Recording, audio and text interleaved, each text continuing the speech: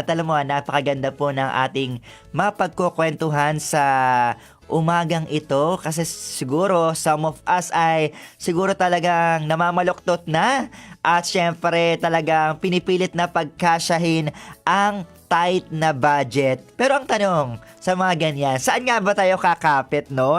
Sa panahong hindi na natin alam kung saan tayo kukuha, 'di ba? Kasi ubos sa probably ang sweldo, wala nang mapagkukuha ng mga ibang areas sa buhay mo para syempre mabayaran din ng mga bills. Syempre ngayon nagtataasan na nga rin yung mga bilihin, 'di ba? Recently nga lang nagtaas na naman ang gasolina, 'di ba? Tumataas ang bilihin sa palengke. At syempre, minsan kahit may negosyo ka, 'di ba? O kaya may trabaho, parang kulang pa rin ang kinikita. Kapag tight ang budget mga kaagapay, ano nga ba ang dapat unahin? Magtitipid ba tayo o maghahanap ng dagdag income? O may mga mas matalinong paraan pa ba para mapangasiwaan or maging good steward tayo ng kaperahan na ipinagkatiwala po sa ng ating Panginoon. So ngayong episode na to, tutulungan tayo na i-journey ang tight na budget, 'di ba? Ang ating suking-sukay dito po sa ating program, ang isang registered financial planner po. At syempre, lagi nating nakakatuwang dito sa Entrepreneur Special, si Kuya David Angwe. Hello, Kuya David! Hello, Kael, and sa ating mga kaagapay, isang maulan Yes! na pakikinig sa inyo. Pero hopefully, ang tawag nito, ulanin din tayo ng blessing Ay, tama ka sa dyan. ating mismong topic for today. Maganda. Oo. Very timely, no, Kael? Oo, tama ka dyan, no? Talaga namang very timely at syempre yan ang goal natin, no? Umulan ng pagpapala at syempre umulan ng learning sa ating mapagkukwentuhan. Pero nasan ka ba ngayon, Kuya David? Maulan ba si area mo din? Nako, kakatila. Aha. Okay, and then nag-send na naman ng warning ang NDR MMC. Oo. Okay, na magkakaroon na naman daw ng orange rainfall. Ayan. And I hope na ang ating mga kababayan or mga kaagapay right now Oo. ay currently safe, no? Mhm. Okay, at iwas sa baha, iwas sa leptospirosis, Correct. and iwas sa matinding traffic. Ika nga. Yes. Kuya David, naramdaman mo ba yung lindol kanina lamang 10:38 in the morning? Wow, hindi. Kasi nagre-review ako ng topic natin for Ayun. today. Pero mukhang napakalakas ba? Or sumayaw ba kayo dyan? Ay, alam mo naman, Kuya David, nasa taloktok tayo ng One Corporate Center, kaya ramdam ang pag-shake, di ba? So, Grabe, pero praise no? God, ayun, naitawid naman, tayo, safe naman ang mga staff dito. At syempre, sa mga kaagapay po natin, kasi nga 5.8 magnitude dyan nga daw po sa Mindoro, dyan ng epicenter. Wow. Ingat-ingat din po tayo. So ngayon, Praise Kuya God for David, no, that. napakahalaga po ng ating mapagkukwentuhan. Pero bago tayo mag-dwell dun sa ating kwentuhan, syempre shoutout mo muna yung family, loved ones, and yung mga kaagapay natin. Okay, well, binabati kong aking home church nowadays, Victory Imus Vermosa, especially ang Every Nation Campus Imus. So mga kabataan dyan, parating looking forward sa every Friday session. Nag-cancel na dahil nga yung ulan medyo lumalakas-lakas. Binabati ko rin ang ating tawag nito, leader sa church, okay? Si Pastor FJ and Pastor Gio, okay? Mabuhay kayo, guys, and more power to your leadership. Ayun. At syempre, we're so excited, no? Kasi talaga namang ito yung pagkakataon para syempre mapag-usapan itong magiging discussion natin. Kasi nga, madami, Kuya David, yung kaagapay natin na talaga namang nagiging tight ang budget, not only for every individuals, pero yung mga entrepreneur natin, yung mga entrepreneur na kahit may negosyo, tight pa rin. So, syempre, ano ba yung, siguro, bigyan muna natin ng definition. Ano nga ba itong tight budget na ito? Well, maraming mga cases na ganyan. Pero, kung kapag tight na yung budget, ibig sabihin, below the minimum standard ka na. So, let's say for example, kung ikaw ay tight budget, pwede mo sabihin na may minimum 100,000 na lang ako sa bangko. Tight na ako nun. Ganon. May mga ganon. Which is somehow okay na okay pa for some people. Pero yung as in mawalan ka na lang ng piso, hindi ka na makakauwi. Yan Pag ang gumulong, no? Pag gumulong, hindi ka na makakauwi. Exactly. Alam mo yung paggulong, alam mo yung nag-slow motion pa. Tapos napunta dun sa mismong parang tinatawag nilang imbornal. Yeah. Oh my golly, di ba? Sabi nga nila, grabe, yung pera na nahulog pa. Ayun nga. Yun ang tipo ng tight budget na ayaw mong mapuntahan. Ayun. Okay? And another tight budget, especially for the entrepreneur, ay yung tipo ng 2 months na lang yung mismong budget ninyo, and then magko-close na kayo. Ayan. Ganon na ganon ang mismong nakikita nila. Kasi they run the numbers, they know the numbers, and in 2 months, okay, ang pinakamasahod dyan, 3 weeks, lahat ng pera, kapag na-burn sa expenses, talagang closing na tayo. We need to say goodbye to our business na. Ayan. Ganon Yan yung masakit, ang no, tight Kuya budget. David. Pero alam mo, may nag-PM sa atin, si Ate Karen Damian, listener natin mula sa Japan. Natatawa siya dun sa sinabi mong gumulong pa yung barya. Exactly, di ba? Imaginein mo talagang, alam mo, mabuti kung yung baryang yun, piso lang. Ayun nga. Kung yun yung 20. Ayun na nga, di ba? naging barya pa yung 20. Exactly, di ba? Yung paggulong. Kaya napakahirap ng ating sitwasyon ngayon dahil meron din tayong kinakaharap na inflation. Ayan pa, And dumagdag according pa sa- yan, Kuya David. Kasi nga, talagang ranas yan ng bawat Pilipino at saka nakakakosting niya ng financial stress. Yes, that's correct. Kaya nga sinasabi ng ating mga scientists nowadays na yung sakit mo sa likod is probably hindi sa tindi ng upo mo sa mismong opisina. Baka nagraradiate na yung mismong pain coming from your financial stress all the Ayan. time. Kaya might as well let's discuss how we can navigate this type of situation nowadays, no? Napakahalaga niyan kasi kailangan natin tulungan ng mga kaagapay natin. Syempre para magkaroon din ng tamang mindset, ng tamang framing sa syempre pag-handle din ng budget. Pero siguro Kuya David, no, sa tingin mo bakit ba maraming mga Pinoy ang laging stress when it comes to their finances? Lalo na ngayon, nasabi mo yung inflation. Well, let's go directly with the inflation. No? According sa study today, 8.7 ang mismong inflation Wow. sa Visayas. Dito sa Manila, for example, okay, close to 8%. Pero overall sa buong Pilipinas, at least 6.2. Ang problema niyan is tumaas na yung mismong extra rice mo. Dati 25 lang, Kyle. Ngayon, 35 na. Yun na nga. Diba? Exactly. So, ang extra rice pa man din, mahirap tanggihan. Di ba? So, another reason kung bakit tayong mga Pilipino ay nagkakaroon ng problema right now ay because of the lifestyle creep. Tumaas yung mismong income. Ngayon, naging one-day millionaire. Alam mo, Actually, madaming hindi ganyan Kuya David. Nung tumaas ang income, mas tumaas din ang dami ng gastos. Exactly. Pero ito ang pinaka-trending ngayon. Hindi na umaabot ng one day yan. 1 hour millionaire na lang. Wow. Di ba? So technically, parang dumaplis lang yung sahod mo. O, di ba? So, yun ang nangyayari. Kung wala tayong gaanong plano at the same time, nagiging reactionary tayo dahil sa inflation, tapos lifestyle creep ka pa dahil si Kael may bagong cellphone, may bagong gadget, hindi dapat ako patalo kay Kael. Kung ganyan ang tipo ng mindset mo, nakikipagpataasan tayo ng ego. Correct. Okay? Correct. With our fellow friends, colleagues, and other family members. Well, yan ang magiging problema natin sooner or later. Alam mo Magdi-deplete ang ganda nung resources. in-example mo, Kuya David, kasi nga may ganyang mindset ang mga Pinoy na kapag meron siya, dapat meron din ako.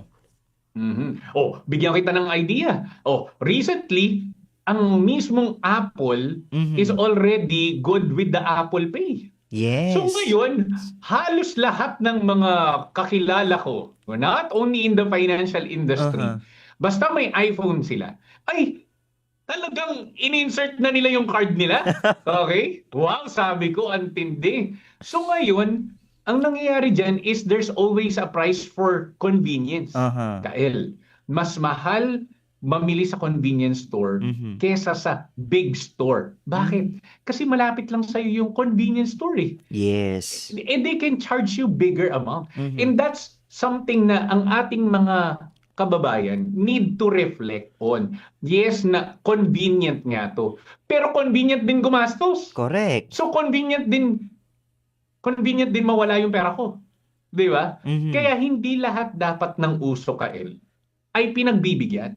Mhm. Hindi dapat lahat ng mismong trendy kailangan sabayan. Napakaganda nun na, Kuya David. Kasi minsan tayo ang mindset natin na kailangan lagi akong in. Ayokong mapag-iwanan, di ba? Pero gusto ko mag-zero in din, Kuya, sa sinabi mo na madami tayong pagkakamali, madami tayong mga habits eh. Siguro need natin itong i-identify para syempre mag-assess din ng mga listeners natin na ginagawa ko ba to? Sige nga, Kuya David. Mhm. Well, isa sa pinakamalaking pagkakamali, Mhm. yung pagtakbo natin sa utang kaagad. Mhm. Especially, lalo na sa mga high interest. Quick Yan. loans, para takpan yung kakulangan sa budget. So, for example, gaano kalaki yung malaki? Yun Mhm. yung tanong dun eh. Correct. Di ba? Gaano kalaki yung interest rates na malaki talaga? Mhm. So, there are some loan apps which is 5% Mhm. in 2 weeks. Grabe. That's 10% in 30 days. Yes. I-multiply mo yan. Multiply mo yan into what? Okay, 12 months. That's more than 120. Correct. So, that's very significant. Lahat ng tinatrabaho mo para na lang sa loan app. Oo. Lahat ng tinatrabaho mo para na lang sa 5-6. Mhm. Lahat na lang ng kinita ng mismong business mo, ipinambayad mo lang rin sa utang. Oo. That's why isa yan sa mismong trap Mhm. sa atin financially kung hindi tayo nag-exercise ng discernment. Mhm. Kung wala tayong gaanong wisdom na ano ba talaga yung gagawin natin. Kasi madalas, Kael, tayo, nagme-mental accounting tayo. Correct. Hindi, kikita ko dyan. Ay, hindi ako lugi dyan. Ay, ito ang pinaka-trendy mindset ng ating mga kababayan. Oo. Di ba? 12 months to pay. Mhm. Ngayon, gagawin, kung i-compute, magkano yan per day? 20 pesos lang naman per day. Mukhang maliit. Di ba? Maliit, Oo. very catchy, kaya kayang-kaya kong mag-ipon yan. Oo. Pero ang hindi nila nalalaman is, meron pa silang 20 other transaction na 20 pesos per day. Yes. Di ba? So ngayon, kapag in-add up mo na lahat ng yan, doon na tayo magkakaroon ng malaking problema. Kasi magugulat ka na lang, yung malaking utang mo, hindi ka na nagising nang may malaki kang utang. It's a minor decision na you look at it as a very minor to the point na, ay, hindi ko naman iindahin yan. Mhm. And then, after a few months, few weeks, few years, hindi ka pa rin tapos magbayad ng utang. Oo. Di ba? Talagang Kuya David, parang inubos na lang ng interest, 'di ba? Yung binabayaran Yes. mo. At yung masakit pa doon, Kuya David, yung mangungutang ka para ipambayad din ng utang, 'di ba? Yun ang isa sa pinaka sad thing na nangyayari sa ating mga kababayan right now. Ang average Filipino nowadays has at least 120,000 pesos Mhm. ang debt sa credit card. Ang average Wow. cardholder, imaginein mo yun. So if you're gonna be looking at it, Kael, 30,000 pesos lang ang iyong sinasahod per month, for example. Alam ko kasi mga around 100,000 per month eh. Di ba? So ngayon, ito na. 120,000 ang utang mo. Oo. 30,000 ang sahod mo. Paano ka makakabayad? Mhm. Kaya nga, dun sa ating mga kaagapay na nakikinig right now, instead na dagdagan mo ang iyong kautangan, dagdagan mo ang iyong income stream. Because if you want to finance your dreams, increase your income stream. Yes, napakagandang reminder yan ha. At nag-a-agree sa'yo si Ate Karen Damian, Kuya David. Exactly. Dapat iwas sa mga loans, sayang ang interest, ang laki. At siguro maibabasahin akong isang article na mula po ito Okay. sa Bureau of Treasury. Ayan, sabi po dito sa 2024 census, kasi ang Pilipinas daw ay merong 19.07 trilyon na utang. So, katumbas po ito kaagapay, makinig ka. Utang ng bawat Pinoy is 169,775. Hindi ka pa pinapanganak, may utang ka na kaagad. So, ganun ang tindi niya, Kuya David. Yes, that's correct. And remember, hindi naman lahat ng utang masama. Or let me remind you again, don't get me wrong. Guys, ang utang na hindi kumikita will not give you any more time. Yes. Diba? Kapag yung utang na yan, ginawa mong leverage yan. Ibig sabihin ng leverage is your advantage. Oo. At nakapag-create ka ng business na made out of utang and then lumaki. For example, nangutang ka ng 10K.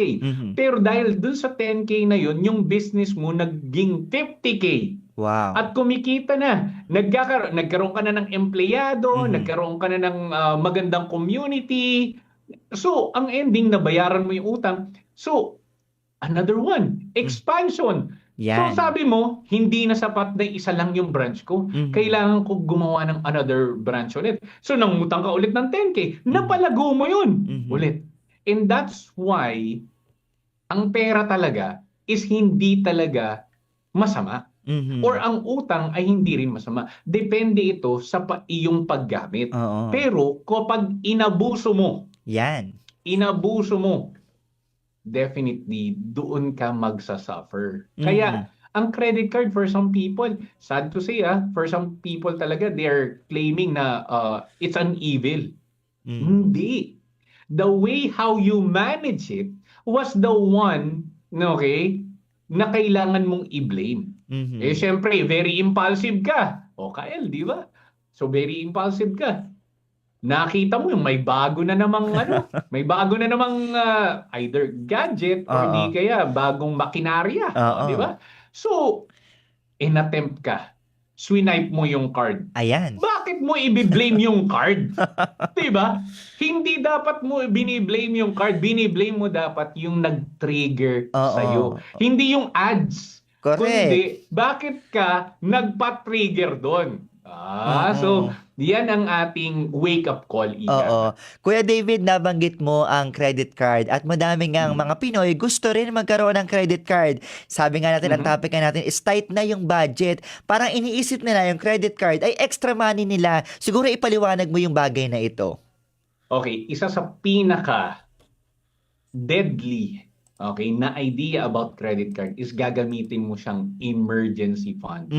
Dahil kung yung mismong income mo is unstable, let me remind you, once it is unstable or fluctuating your income, hindi mo alam the next month kung makakapagbayad ka na either ng minimum.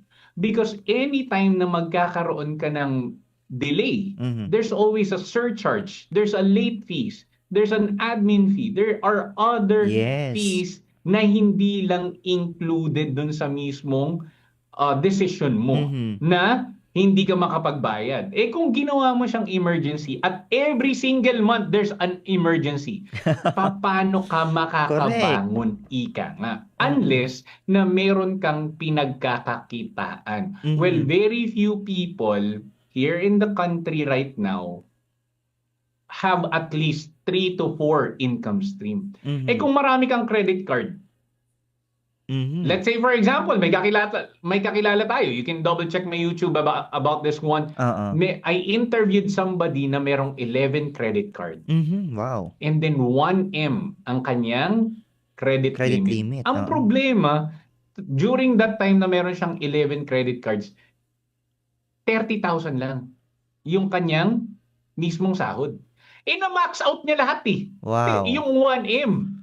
How can you reconcile na mababayaran mo yung 1M na yun knowing na 30K? And then meron kang 3 anak. Breadwinner Di ba? pa ata, no? Oo. That is the main reason why Oo. kailangan ng discernment, kailangan mong mag-pray Mhm. towards your financial decision. Yan Mhm. ang pinakauna mo dapat ginagawa. Na Lord, gusto ko ng credit card, align ba to sa Correct. mismong gusto mo? Dahil kung hindi to align, Lord, isarado mo na lahat ng pinto. Oo. Okay? Pati window of opportunity na magkakaroon ako ng credit card. Mhm. Kasi baka mamaya, sabihin mo, naku Lord, thank you. Meron akong credit card. It's a blessing. And then it became a curse. Dahil hindi mo na-manage. Di ba? Oo. Remember, si God is also looking at your heart. Oo. Okay? Once it is aligned through His will, then it will, okay, come true. Mhm. Especially, di ba, sabi nga, yung Mhm. plano ni God is not to harm you, but to Yes. prosper you. Correct. Ang problema, ang thinking mo, Lord, binigay mo naman to So, bakit hindi ko pwedeng iswipe? Di ba? O Lord, kaya ko namang bayaran So, bakit hindi ko kailangan iswipe? Remember, hindi ibig sabihin na afford mo, okay? Kailangan mo nang bilhin. Exactly. Kung kaya mong mag-swipe, tingnan mo to si Kael. Kayang-kaya ni Kael mag-swipe ng credit card niya na bumili siya ng bagong chikot. Okay? Or di kaya, di ba? Ang tawag dito, through his credit card, kaya niyang bumili ng ganyan. Pero bakit niya gagawin yun? Mhm. Di ba? Kung hindi naman align yun with his goal, hindi align with God's intention as well, kaya nga, you need to be deliberate in terms of owning things. Kasi ito yung pinaka-problema natin, Kael. Never allow your possession to possess you. Wow, what a wonderful statement. Ang ganda nung Kuya David, ah. Because we ended up being owned by what we own. Mhm. And you don't want that. Nabanggit mo kanina pa, Kuya David, is yung pagkakaroon ng iba pang income stream. Siyempre, dahil tight na ang budget natin, siyempre, minsan pinagkakasya na lang natin kung anong meron. Pero siyempre, how can we have or how can we get additional income stream? Ano ba yung dapat natin gawin at i-consider? Okay. Let's talk about first, yung previous episode natin na decluttering. Yan. Ang ating mga kababayan, mahilig mag-impok. Hindi ng pera. Hindi rin ng bilbil. Okay? Pero mga material na bagay. Okay? Na mga bagay. So kung ikaw ay maraming mga damit, pants, or di kaya mga clothes ng one time, two time mo lang ginamit, you can use that as a pre-love gift. Okay? Or you can use that one or sell it directly as a pre-love item. Mag-garage sale ka. Pangalawa, yung mga gadgets mo na hindi mo na ginagamit, no, right? Na redundant na. Then you sell it. Pangatlo, kung ikaw ay katulad namin ni Kael na bookworm. Yan. Okay? Di ba? Book hoarder pala. Di ba? Yung makahawa ka lang ng libro na bago, di ba? Maamoy mo yung bagong libro. Correct. It's really good, di ba? Pero kung hindi mo na rin naman nababasa yan, okay? Why not go ahead and sell it na? Kael, and to all our kaagapais nowadays, hindi mo kailangan mag-build ng emergency fund or ng business fund to create a business. Focus on what you have right now. Ang tanong ko, ano ba ang meron ka right now? Ano ba yung maibibenta ko today? Ano yung mga current na skill sets ko right now? When I was very young, I graduated as a nurse by profession. And biruin mo, Kael, I don't have a job during that time. Pero I have a very creative mind. So meron lang akong, bigyan kita idea, meron lang akong stethoscope and then yung mismong pang BP. Yes. You know what I did? Merong at least, during that time sa village, probably 300 families sa village namin. And you know what I did? Dahil may free time ako during that time, nag-walk lang ako ng hapon, probably between 4 up to 6 p.m. Dahil wala ng araw. Alam mo ginawa ko? Nag-knock on door lang ako. Gusto niyo po bang magpa-BP?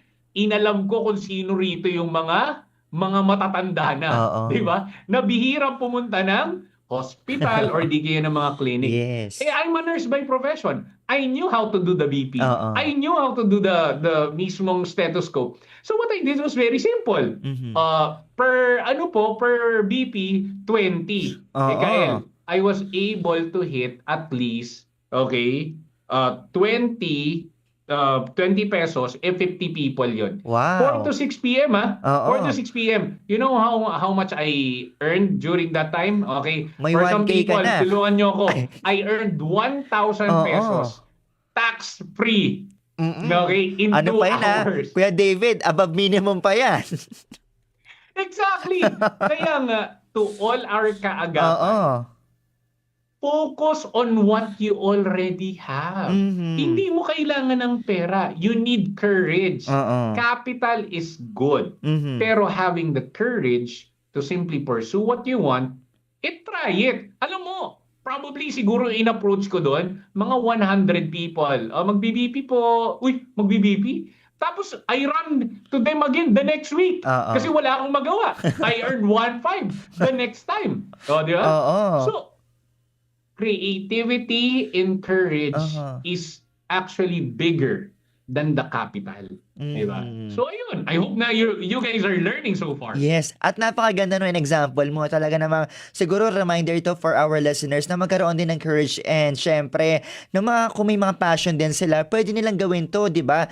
To have their additional income stream. Pero siguro Kuya David, baka pwede ka rin mag-share sa ating mga listeners, ano ba yung mga practical na financial habits na pwede natin gawin sa atin para syempre, mas stretch natin ang budget natin. Okay, practical habits. Number 1, kung gusto mong humaba yung budget mo, well, number 1, I need you to create a zero-based budgeting. So, so number 1, bago pa magkatapusan, ilista mo na lahat ng inaasahang papasok na pera. At ibawas ang lahat ng gagastusin hanggang sa mag-zero. Ang problema, kapag ginawa mo to, and medyo baong ka na sa utang, baka mag-negative ka pa. Okay lang yun. Pero, alam mo sa sarili mo na you can actually maneuver na. Ibig sabihin, ano nang gagawin mo adjustment. Alam mo, in the next 15 days, negative ka. So, anong kailangan mong gawin? Mag-create ka na ng another income. Sell other services. Sell other things na you can do. Dispose every material things na hindi mo na ginagamit. Ibenta mo na lahat-lahat. Bigyan kita ng idea. I spoke with one of the best person sa mismong industry niya. He's a newscaster. Nung nakita niya na talagang during pandemic, talagang mazizero na siya, he sold his company worth 15M. Kasi nga talagang hindi niya na talaga kayang masustain yon. Kaya nga, guys, same principle. Kung hindi mo na kayang isustain yung lifestyle mo right now, at medyo mamahali ng lifestyle mo, kunwari, for example, ang income mo is 50,000, ang mismong expenses mo every month is 75. Wow. Negative Oo. 25 ka all the time. So ngayon, kung hindi mo kayang mag-reduce ng lifestyle, dahil napaka-unsustainable na yan, di ang kailangan mong gawin is magbenta ka na ng mismong mga gamit mo, ng mga assets mo. Pero kung ayaw mo gawin yon, i-minimize mo yung lifestyle mo. Babaan mo yung lifestyle mo. Okay? Para yung mismong income mo, may naitatabi ka pa. Alright? And then, kunwari, let's say for example, for our kaagapay na talagang medyo tight na, aside from ilista mo yan sa papel or sa isang spreadsheet, then you look for other income streams such as probably sa industry mo, matagal ka na. Baka pwede kang magpa-promote na, makipag-bargain sa boss mo. Baka kailangan mo na ng additional income or promotional or di kaya magiging manager ka na para tumaas ang iyong sahod. Or kapag hindi na talaga kaya, baka sa ibang industry ka na tinatawag at the end of the day. But remember, prayer should be a priority. Agapay po natin na Kuya David, pwede mong i-share siguro yung iyong contact information para siguro mas matutunan nila ang tamang financial planning. Okay, well, you can follow me directly sa ating Facebook account, David Isaiah Angway. Alright? Yung may verified checkmark para ang ending is mabigyan ko kayo ng magandang coaching session. Okay? And then meron din akong calendar doon para you can click that and then set up a meeting with me. And I'll be happy to give you all the things na you badly need during that time. I hope na with this particular session, natin with Kael, you learned a lot. Yes. At alam mo, nag-message yung ating kaagapay, si Ate Karen Damian. Nakaka-bless naman daw ang ating discussion this morning. Ang dami daw reminders. Thank you daw, Kuya David. Ayan. Yes, well, walang problema. And can I share with you a little bit of reminder? Sure. Na sa may Philippians chapter 4 verse 6 to 7. Ayan na, do not be anxious about anything, but in every situation, by prayer and petition, with thanksgiving, present your request to God. Some people, okay, talaga, hinuhuli na yan eh. Okay? Inaantay muna yung blessing before magpasalamat. Why don't we have a grateful heart first? Because our contentment, Kael, remember this one, everybody wants more. Pero the peace of mind of having enough is different. Alam mo yung nakakatulog ka? Correct. Kahit yung mundo, sobrang gulo. Alam mo yung nakakatulog ka, knowing na yung investment mo is currently safe. Not only in your hands, but alam mo, align kayo ni God. Di ba? And iba, kapag grateful ka sa lahat ng panahon. Na nagising ka, thank you Lord. Kesa naman sa, wala na naman akong pera. Di ba? Iba ang reklamador. Di ba?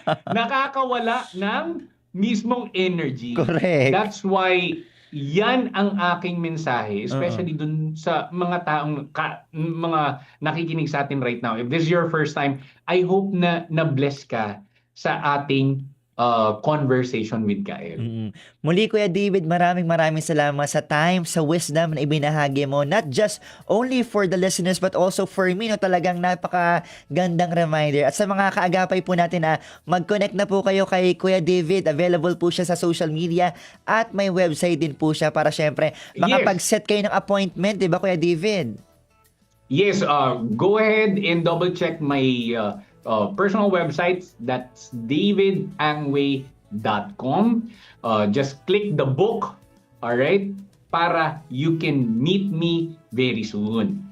Yon, maraming salamat. Once again, Kuya David Angway, ang nakatuwang po natin sa ating kwentuhan ngayong umaga about po sa tight na ang budget, saan ba kakapit? So,